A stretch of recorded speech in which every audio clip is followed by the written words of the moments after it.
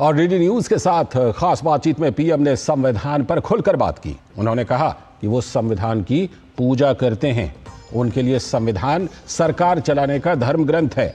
PM ने इस मौके पर कांग्रेस को भी घेरा और कहा कि कांग्रेस के परिवार ने संविधान का चीरहरण किया है। डॉक्टर बाबा साहब आंबेडकर का, मैं संविधान सभा का, उस समय सभी महापुरुषों का सर झुका करके प्रणाम करता हूं कि उन्होंने देश को ऐसा संविधान दिया कि एक चाय वाले का बेटा, एक गरीब मां का बेटा, और मेरे देश के लोकतंत्र की ताकत देखिए कि उसने उसे प्रधानमंत्री बना दिया। मेरे लिए तो संविधान शासन चलाने का सबसे बड़ा धर्म ग्रंथ है। मेरे लिए एक राजनेता के रूप में, एक पॉलिटिकल लीडर के रूप में, एक जनप्रतिनिधि के रूप में संविधान मेरा मार्गदर्शक है और मैं उसका पुजारी हूं। और ये पूजा मैं आज से नहीं कर रहा हूं। जब संविधान के 60 साल हुए थे तो मैं पहला व्यक्ति था देश में जिसने हाथी पर संविधान रखा और संविधान की यात्रा निकाली, और मोदी सीएम था, पैदल चल रहा था।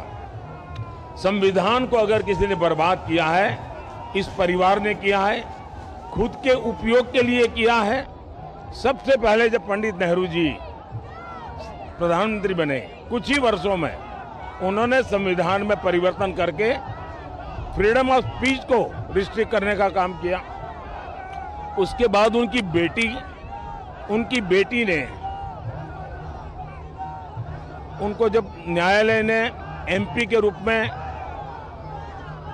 घोषित कर दिया कि आप योग्यता नहीं रखती हो, तो उन्होंने संविधान बदल दिया।